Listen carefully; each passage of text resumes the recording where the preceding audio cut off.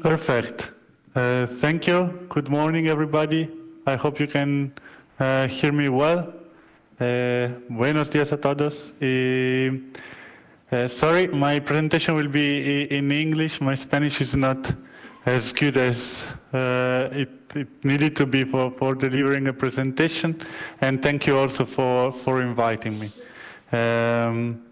Well, you asked me to do a bit this intro to take a bit of time to show you what's happening in the European context. So I've been already introduced, so I won't spend much of my time introducing myself, but I'm Luca Tangi. I work in the Joint Research Center of the European Commission. For the ones who have never heard about it, basically we are an internal service of the Commission, so we are part of the European Commission, and what we do is doing research to support policies at European level, but also to support and help member states in their journey. Specifically, I'm part of a team that is called Impulse, that deals with digital government and the introduction of digital technology in the public sector with a strong focus on artificial intelligence, especially in more recent times. My intervention today will offer you an overview of what's happening in Europe on this topic. So also maybe as a way to embed your activities into a broader European view. Because, well, I start from my probably final statement, but the important is to have really a European approach towards AI, especially in these times.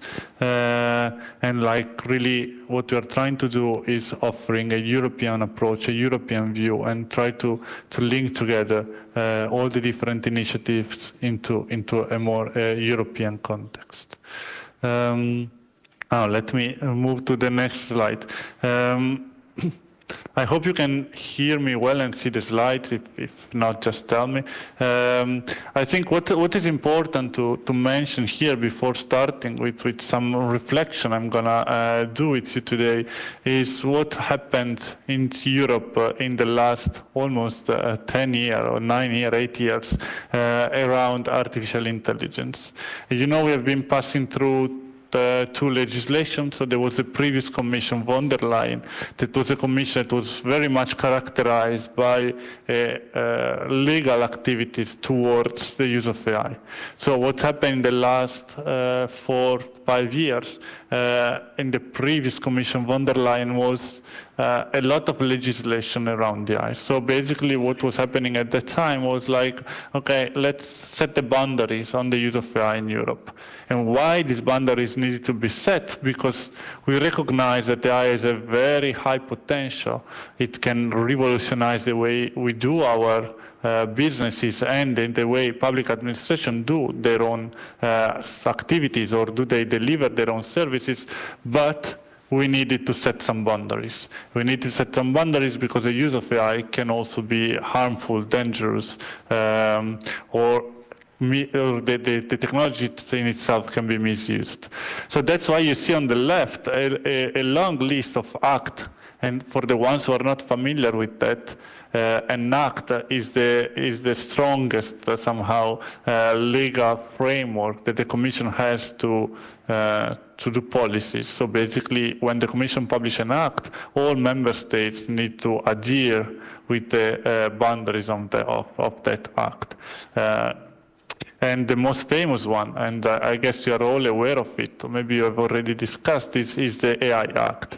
So the AI Act is the first legal framework on the use of AI in society in general, therefore also in government.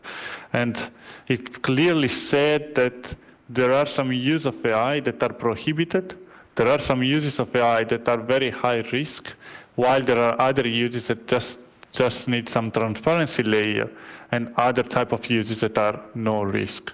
And I invite you, if you're not familiar with that, to have a look, because these affect a lot the public sector.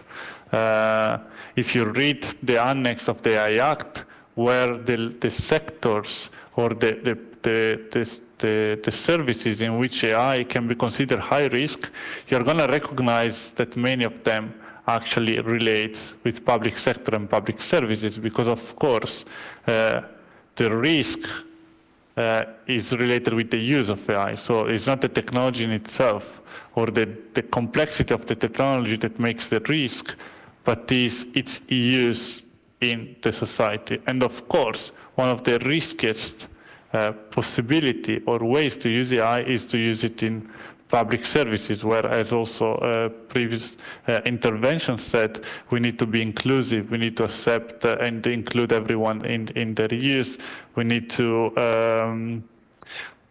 somehow be capable of don't discriminate anyone.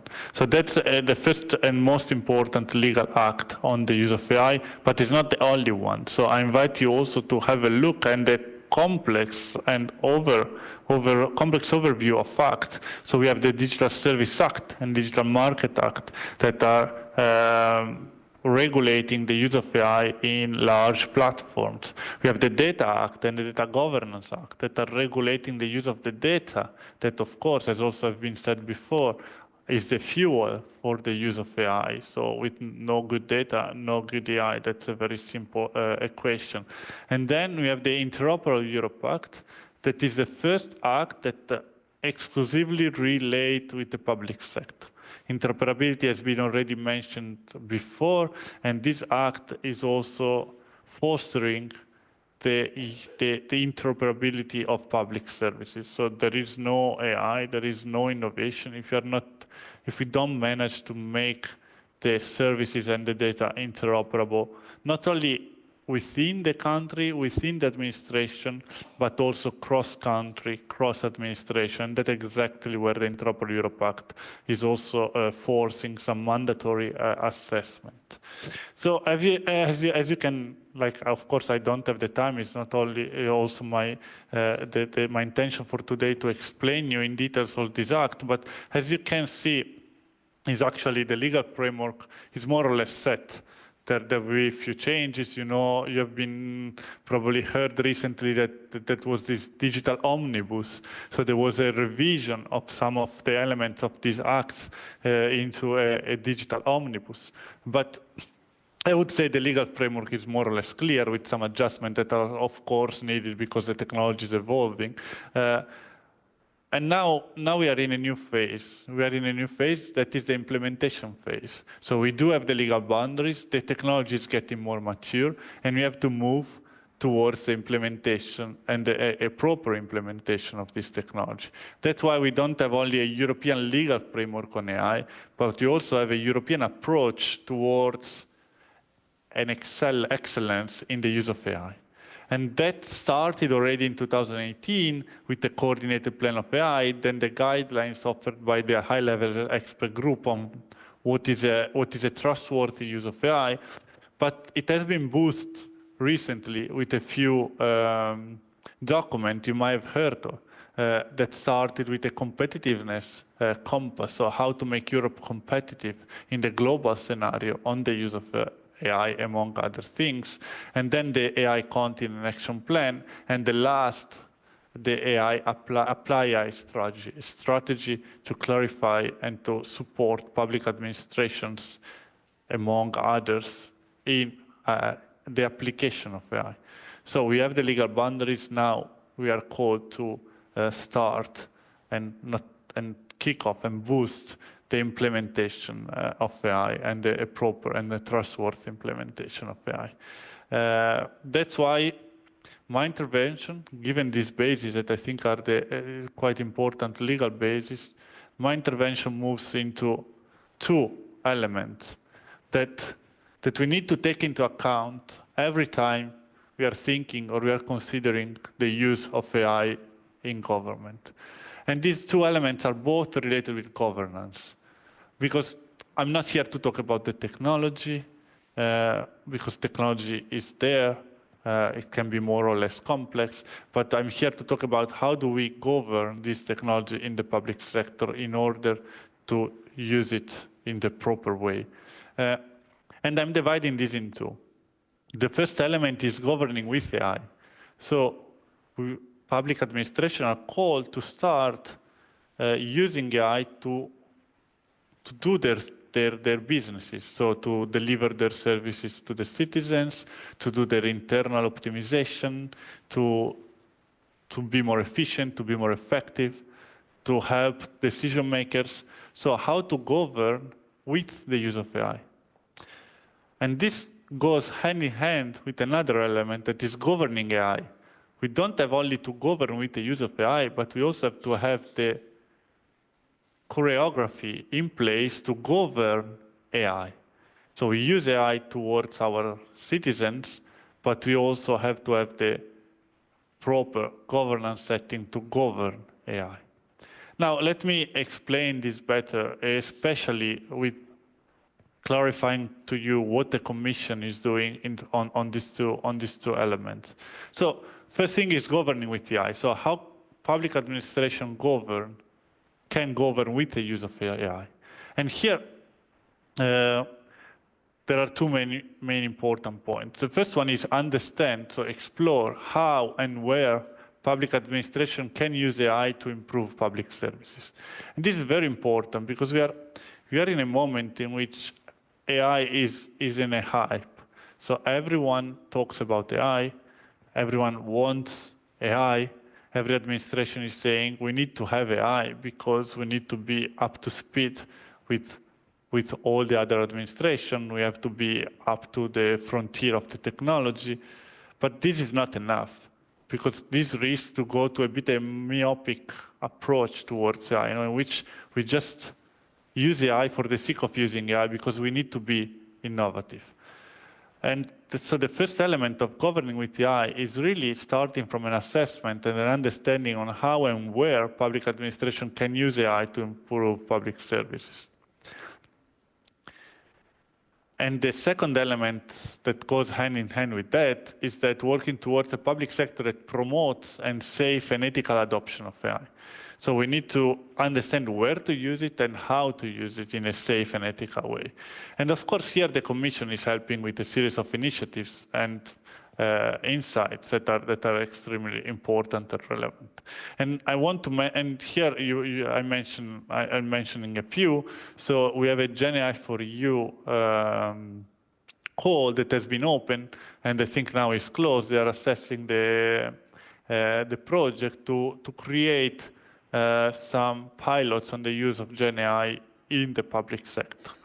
We have the European Digital Innovation Hubs, and I invite you to check if you're not aware of that. I'm sure there are more than one per country, so there are a few also in Spain that are hubs that helps also public administration. Some of these hubs are focusing on public administrations to help them in the implementation of AI. So the creation of this hub to somehow help administration with the proper knowledge.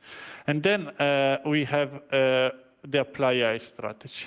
The Apply AI strategy is exactly moving in this direction. So we are asking, the Commission has been publishing recently, like a month ago or two, a strategy to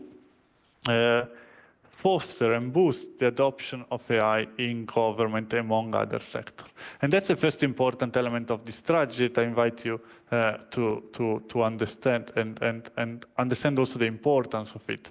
So as you can see from the graphic here, the strategy is divided in three parts. The first part is the sectoral flagship. So the strategy identifies a series of key sectors where the adoption of AI is crucial for Europe.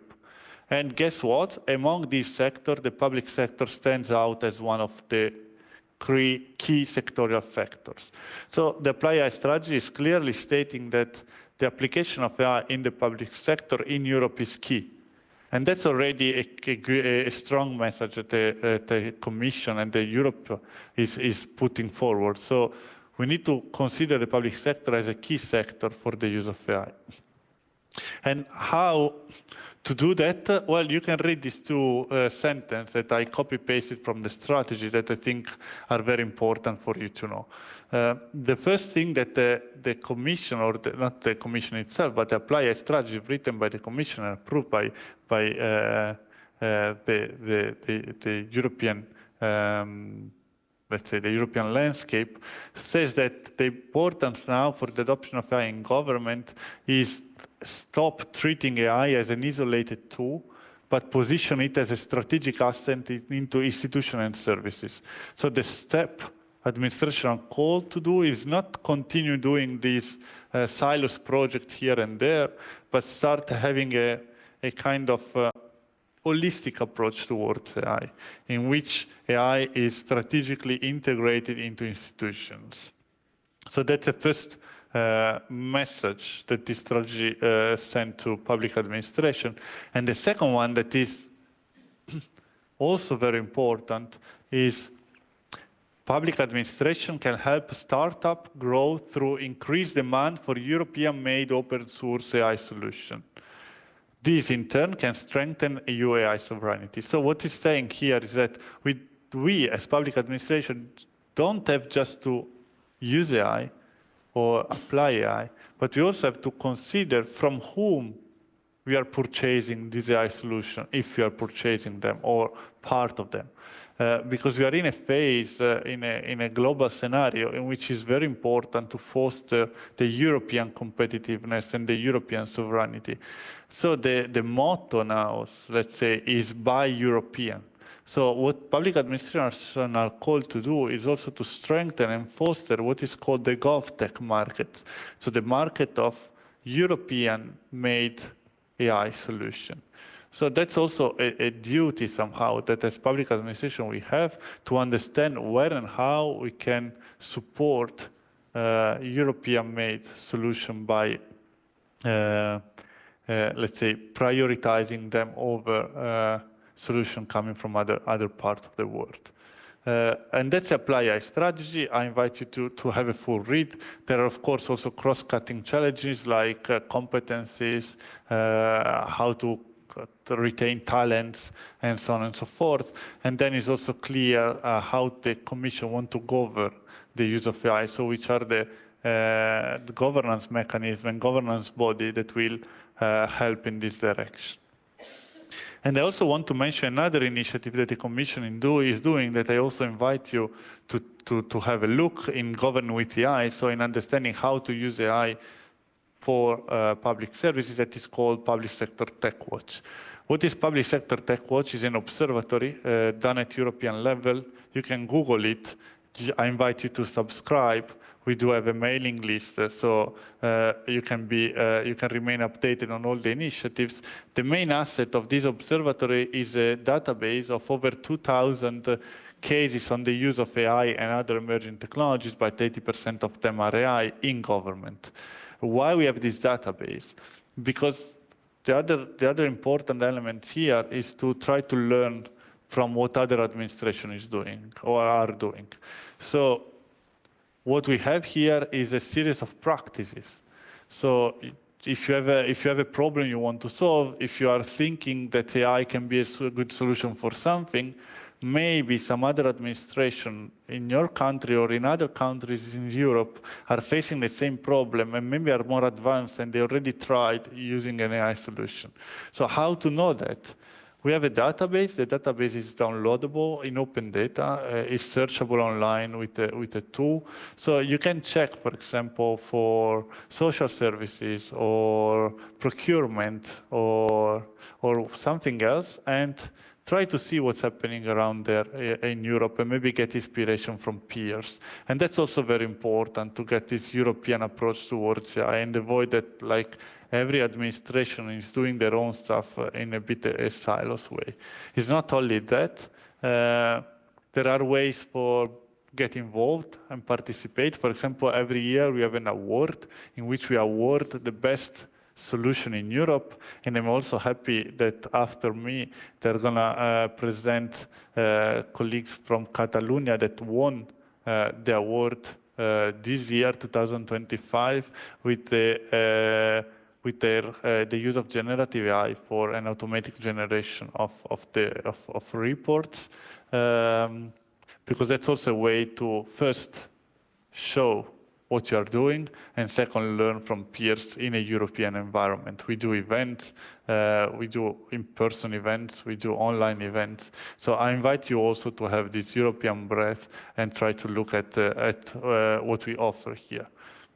And now let's move to the other side of the coin. So it's not enough to govern with AI, so to identify and use AI to deliver your services, but it's also extremely important to govern AI. So we need to promote a European approach that strengthens EU sovereignty and competitiveness. What does this mean? This is what is happening now, no? The so-called competitiveness compact is asking us to strengthen EU sovereignty and EU competitiveness. What does it mean? How do we govern AI in this way? And not only that, governing AI means also align with fundamental principle, with governance structure, having the right competencies, having the right monitoring mechanism. So we need to create a structure that surrounds the use of AI in order to govern it properly. And how to do that, that's also very important. I invite you, we have a report we'll be publishing last year on competencies and governance practices to the use of AI. So we try to list them, which can be good practices for governing AI and which are the competencies that are needed. But it's also very important not to just create a tool and use it, but be sure you have the right governance mechanism, because scandals already happened in Europe on the use of AI. And every time the scandal happened, and the most famous one, if you don't know about it, if you're curious, is the childhood benefit scandal in the Netherlands, where many families have been accused to have received a subsidy that they weren't deserved because of a problem in the algorithm, basically. But not a problem in the algorithm itself, but it's a problem in how they govern the algorithm. So all the scandals that have been there, that are out there in Europe, are basically because the tool was there, but wasn't governed properly. So that's also very important, to have a proper governance mechanism. And here, again, there are the guidelines coming from the competitiveness compass, coming from the AI Continent Action Plan, but there are also insights coming from some reports. Here I mentioned the one we published, but there is also some scientific literature about that. And the last but not least element I also want to mention is the EU GovTech Observatory. This is another initiative that is ongoing, where there is a list of GovTech startups in Europe. Because governing AI in this moment of time means also try to think, as I said before, and understand how we can take advantage of European knowledge, European startups. So we do have a database now of around 900 startups that offer services to government. And we hope, well, this is a beta version, so it's going to be improved in the near future in terms of feature characteristics, accessibility of the database. But that's another important point, to try to foster the GovTech market in governing AI. And let me quickly get to some conclusion here, because there is a third element. Maybe we have governing with AI, we have governing AI. That's clear, but what the third element? Well, the third element, let me say, a bit provocative in closing my speech today, is governed by AI. So that's a risk we don't have to face. And somehow this already happened in the past, or we also have some examples in Europe where we risk that if we don't use AI in the proper way, so in a proper setting, so we don't have a good governance with AI, we don't have a good structure governing the use of AI, so we don't have a good governance of AI, well, there it's where we will risk to be governed by AI. So we risk to lose the democratic power that we are having. And I know I'm probably getting too far, but I think sometimes having this reflection is important to be sure we are in the right path. So it's good to ask, for example, where does the democratic power lies? So if you use AI, for example, to help some decisions, and the AI is making some recommendations. Where do I shift my democratic power? Who is taking this recommendation? How they are taken? Because AI, of course, is not substituting human, and we don't have to get there. But if you read what happened in the Netherlands, it was simply like that there was a system making some recommendations, but people were over-relying on this system. There was this automation bias, that over-reliance of the system. So what happens that, in theory, it wasn't the algorithm taking the decision, but in practice, people were trusting the algorithm so much that basically the algorithm was kind of taking a decision. Like, I hope you get what I said. And so we have to ask, who makes the decision? How? We have another interesting element or scandal recently that happens in Tromsø municipality, where they were using generative AI to help them writing a report. And this is probably something everyone is doing in this moment of time. Every report is probably at least proofread, or some sentences are rewritten by generative AI. But what's happened there is that basically they ask generative AI to support them identifying the right references for the report. And what they discovered is that some of these references were false, so they did not exist. So basically they wrote this report. It was a public administration, the Tromsø municipality wrote this report, and in the reference section they were referring to books that have been never written, or articles that have been never written. And of course, just by doing that, the credibility or the trust in the institution suffered a lot. And of course, they will start accusing, saying, well, you write this report. It was a report for explaining why they decided to close some schools. And so you base your decision on a generative AI system that was suggesting references that did not exist. So you're overusing the system. So who is taking the decision in the end? Who is responsible for the decision in the end? Who is accountable for that decision? So these are type of questions that we do have to have in mind to avoid the risk of being governed by AI, by the hype on AI, by the type of AI we use, by the dynamics that AI can create. The positive thing is that in Europe we have all the instruments. We have all we need in our bag to have a proper use of AI. We do have a clear legislation in place that is getting clearer and clearer now. Technical specification will be published. The legislation will get more and more into force. We do have a clear strategy. We do have a clear direction. Now with the advent of the Apply AI strategy, it's also clear where we want to go. And we also have a series of instruments that can help public administration in there. So we have the Public Sector Tech Watch offering some cases. We have the GovTech, EU GovTech initiative listing the startups. We do have some instruments like the GenAI for EU code that try to create pilots at European level. Now, the responsibility that we all have is putting all these pieces together and moving towards the adoption of AI. That is exactly what we are asked to do in a strategic way, in a way that is a strategic asset within the administration, but in a way also that we avoid any type of possibility to be governed by this system, but we keep the power and the democratic power into our institutions. And with that, I'm closing. Thank you very much for your attention, and I'm very happy to answer to any question you may have.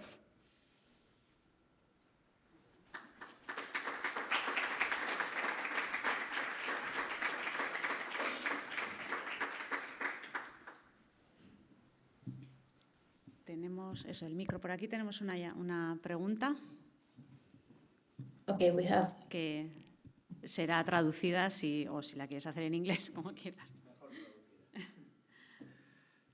Luca, muchas gracias por tu exposición, que me ha parecido muy interesante. Creo que un punto trascendental de tu intervención ha sido exponer los peligros del autoritarismo tecnológico para la supervivencia de nuestras democracias.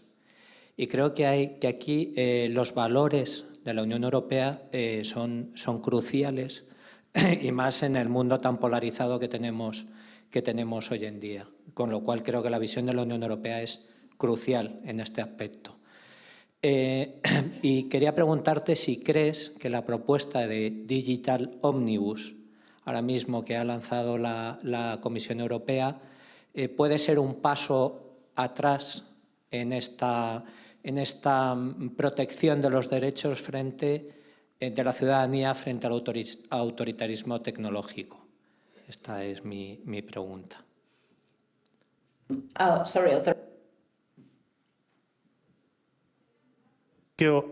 Thank you for your question. I agree with you, and this journey in the European Union started at very early stage. That was also something that I think put us in a very good position. So if you talk about principle, I invite you to read what the high-level expert group on artificial intelligence wrote in 2018, related with which are the principles that need to govern the use of AI. Now, moving to the omnibus, like I'm not here, of course, to question what the Commission have been doing in this direction, but I think the responsibility now is also lies on the administration. Of course, when the AI Act on the part related with the high-risk cases will be in place, this will imply a mandatory assessment of the solution to understand if they are high risk or not. And this may also bring to a safer place, not safer, like a more controlled place in Europe. But I also think, and I believe that when we talk about the use of AI in public administration for administrative optimization, this goes far beyond the AI Act. Because the AI Act is valid for all type of companies, for all type of AI. But we do have many values that are strictly specific to public administrations. Now we are talking about inclusivity, we are talking about leaving no one behind. So now the technology is there, and regardless the AI Act in place or not, or regardless that we can put a label to our solution, say is high risk or is transparency risk or is no risk. Even no risk solution probably for public administration can be risky, and we need to avoid this. We need to be cautious and have a proper governance mechanism in place to use this solution. And the other point is this is not like slowing down innovation. This is just innovating in the right way or in the right direction. Then, yeah, on the omnibus, like that was a very political decision by member states, and yeah, that's what it is. But given these boundaries, we can still do many things, I think.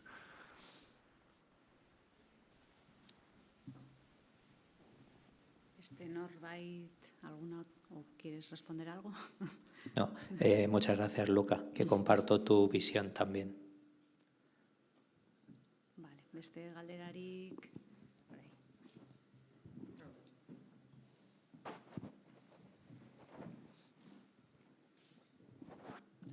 ahí. Hola, Luca, muchas gracias. Yo me llamo Asier Amézaga. Para que la IA no nos gobierne y seamos nosotras quienes gobernemos la IA desde un enfoque democrático, sin duda hace falta una cuestión que tiene que ver con las propias infraestructuras digitales, que permiten el desarrollo de una IA que no dependa únicamente de grandes corporaciones en las cuales tal vez no se puedan ver reflejadas todas las garantías de derechos. Entonces, la pregunta es si a nivel de la Comunidad Económica Europea, ¿conoces algunos ejemplos o países que, más allá como de la parte como de garantía de derechos, estén dando pasos concretos en formalizar infraestructuras digitales públicas que alberguen IAs que se desarrollen bajo todo el código ético que me ha parecido comprenderte? Gracias. Yeah, that's a very good point. Thank you for your question. And my answer first is on your first part of the question. It depends. So I'm not here to say that using AI coming from big tech, US company or Chinese-based company is always bad.